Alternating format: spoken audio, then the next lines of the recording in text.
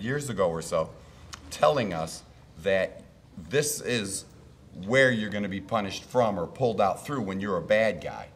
So it's really science, religion, it all agrees for me.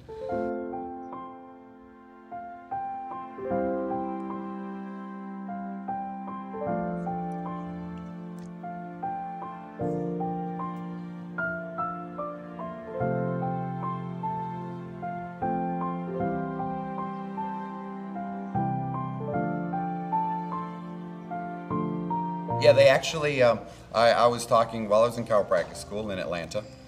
I was just discussing with close friends that it was something I was interested in. I always wanted to know how to pray to God correctly. When I still have a Quran someone let me borrow, they gave it to me, and I got halfway through it, and that was the end of it.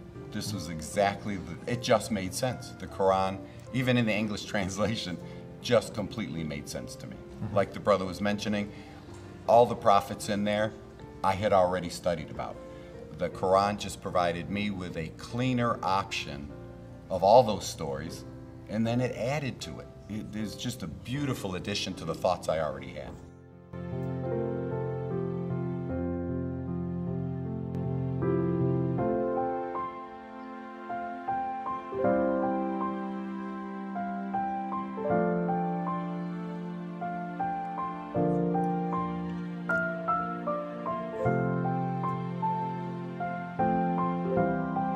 It was awesome. It was, I gotta tell you, it really is. And then, like I said, I was already halfway through the Quran, so honestly, your life becomes easier. You tell me what the rules are, and now I know exactly what I'm gonna do and what I'm not gonna do.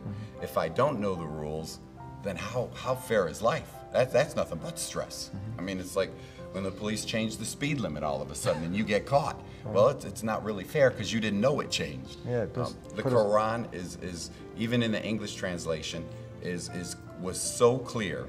This is exactly how we do things. This is right, this is wrong. These are the rewards, these are the punishments. It makes it easier for me to be a father. Because imagine if I'm wrong and my child brings the Quran to me and says, "Dad, you're supposed to do it this way." Well, my child's right and I'm not. It's really simple. My wife and I, if we disagree, and she says, "You know, I don't think that's very Islamic, you know, you're right." It simplifies. Islam has simplified my life beyond any measure I could have imagined.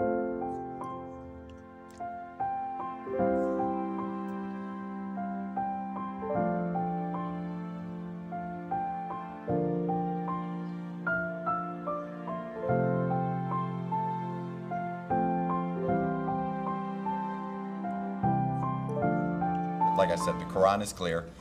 All you have to do is pull up the verse. I mean, even with the chiropractic that I practice, there's a verse, there's an ayah 15 and 16. If you read the 96th surah and you read through to 15 and 16, Allah talks about how He's going to pull, or how our souls are going to be pulled out through. The English translation I have says through our forelocks, right? Through our foreheads, they're going to be ripped out. For a believer, it's just a little perspiration. With my functional neurology, what area now do you think science should support religion and your religion should support your science? If they're right.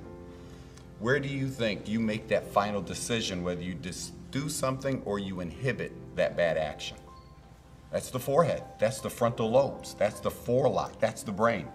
There's no way we knew that 1,500 years ago. I mean, remember, just a few hundred years ago, people thought women didn't have a brain. They thought, the Christians didn't think women had a soul forever, right?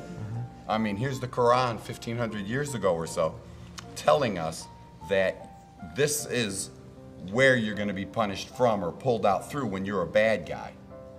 And that's your final inhibition, that's your final initiation of the good or bad you decide to do. It's the forehead, it's the forelock. So it's really science, religion, it all agrees for me. كلا لئن لم ينته لنسفعا بالناصية ناصية كاذبة خاطئة